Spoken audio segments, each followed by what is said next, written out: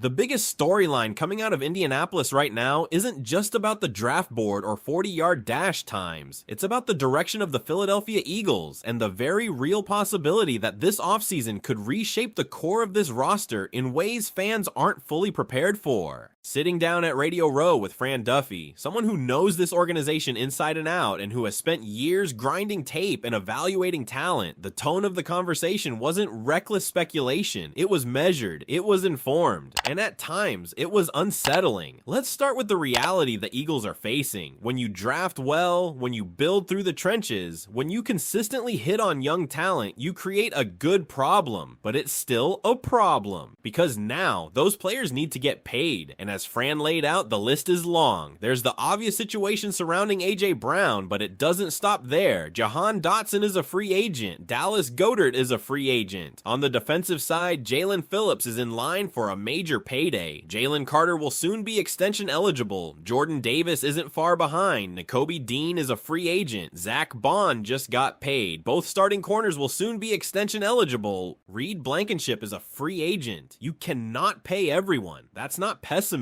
that's math. And this is where the offseason becomes fascinating. Howie Roseman has built a reputation as one of the most aggressive general managers in football, but this year, aggression might not look like splashy outside signings. It might look like retaining homegrown talent and resisting the urge to chase big external names. Fran made a great point when discussing the Max Crosby rumors that floated weeks ago. Why trade 2 first-round picks and commit massive money to an outsider when you already have a player like Jalen Phillips who fits your system? Pay your own. Protect your own draft capital. That's how sustainable contenders are built. But here's where it gets complicated. Jalen Phillips is going to have a market. Is it $20 million per year? Maybe the Eagles can compete there. Is it $27 million per year over 4 years? That's a different conversation. That extra $7 million annually could represent 2 or 3 depth pieces elsewhere on the roster. And when you're trying to win on the margins, those decisions define seasons. The same logic applies to Reed Blankenship. He's the glue of the secondary, the communicator, the stabilizer. But what is his market? 10 million per year? 12? 14? In today's NFL, safeties with versatility and leadership get paid. And again, you can't pay everyone. Now let's address the topic fans are exhausted by, but can't ignore, A.J. Brown. Fran didn't dance around it. He didn't say it was guaranteed. He didn't declare it over, but he said something that should make every Eagles fan pause. He does not feel great about A.J. Brown being in an Eagles uniform in 2026. Not 100%, and that's coming from someone deeply connected to the organization. There has been smoke around this situation for 2 years. Agents talking, interest being gauged, organizational messaging staying intentionally vague. Of course, Howie Roseman isn't going to tip his hand publicly. No general manager would, but when there's consistent noise over multiple seasons, it stops being random. And think about what that decision would mean. Moving on from A.J. Brown isn't just a roster move, it's a philosophical shift. You don't have an in-house replacement who replicates his physicality, his catch radius, his ability to dominate man coverage. Those players don't grow on trees. That's why this would be one of the biggest decisions this franchise has made in years. Then there's the draft, where the Eagles currently sit at pick 23. According to Fran, the lean feels offensive. And it makes sense. If you're preparing to pay defensive stars like Jalen Carter, Quinyon Mitchell, and others in the coming years, you need cost-controlled production on offense. Rookie contracts, cheap talent to balance the books. Offensive line makes sense. Wide receiver makes sense, especially if AJ's future remains cloudy. And beyond round 1, the Eagles hold 3-day 2 picks. Don't be surprised if 2 of those are used on offensive players. The goal? Backfill, reinforce, prepare for inevitable departures. There's also the quarterback wrinkle. Tanner McKee is entering the final year of his contract. If a team views him as a potential starter and offers real value, could the Eagles move him? It's not crazy. But if they do, you can't just plug in a late round rookie and call it a day. Not if you're trying to compete for a division title and make a playoff run behind Jalen Hurts. That means either investing a meaningful draft pick or acquiring a proven backup. And finally, there's the coaching evolution. The hiring of Sean Mannion as a first-time play caller adds another layer of volatility. New voice, new structure. Josh Kazar stepping in as pass game coordinator with limited experience leading a room in that capacity. For Jalen Hurts, for the offensive line, for the entire offense, this is a reset in many ways. Talent is there, but cohesion, that remains to be seen. So when you step back and look at everything together, this offseason isn't quiet, it's pivotal, it's strategic, it's layered with difficult financial decisions, draft implications, and potential identity shifts. If the Eagles prioritize retaining their core defenders, does that make an A.J. Brown departure more likely? If they go offense early in the draft, is that subtle preparation for something bigger? And if you had to choose today, which in-house player would you prioritize above all others? What do you think the Eagles front office should do first? If you really zoom out and connect all of this, what we're watching unfold isn't just an offseason with a few tough contract negotiations.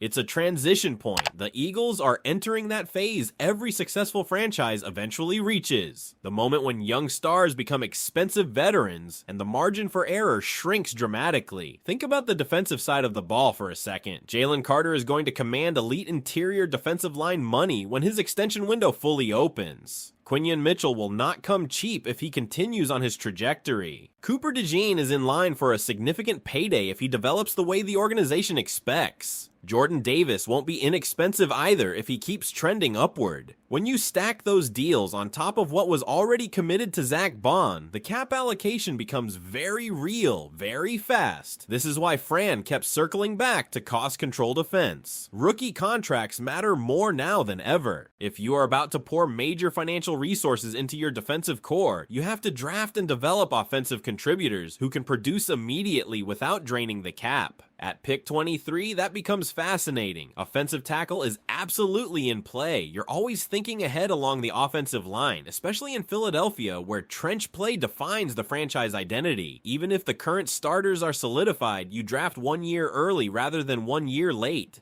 You don't wait for a hole to appear, and you anticipate it. That's how sustained success works. Wide receiver is just as compelling, not necessarily because there's panic today, but because there's uncertainty tomorrow. And here's where we have to revisit A.J. Brown again. Fran didn't say it was guaranteed that he's gone. He didn't say a trade is imminent, but he made it clear that he doesn't feel confident projecting AJ in an Eagles uniform in 2026. That's not something you brush aside. If you even have a 40 or 50% doubt about a player of that magnitude being here long term, you start preparing. You evaluate this draft class differently. You look at day 2 wide receivers differently. You ask yourself, can we find someone who complements the offense now and potentially steps into a larger role later? And remember what was said about this receiver class. It's deep, it's varied, different body types, different skill sets. You might not have a unanimous blue chip prospect at the very top, but you have options. Big-bodied possession receivers, vertical threats, inside slot technicians. The Eagles don't necessarily need a savior, they need flexibility. And flexibility is power when contract negotiations get complicated. Now let's pivot to the quarterback situation, because this is one that could quietly develop behind the scenes. Tanner McKee entering the final year of his deal matters more than fans realize. If another team sees starter upside and makes a legitimate offer, the Eagles would have to at least consider it. Extracting value from a 5th-round investment is smart asset management, but you don't create a void behind Jalen Hurts without a plan. You're trying to win the division. You're trying to make a playoff run. You can't rely solely on an unproven late-round rookie as your contingency plan. That means either spending a meaningful mid-round pick on a developmental quarterback you truly believe in, or bringing in a veteran with real experience.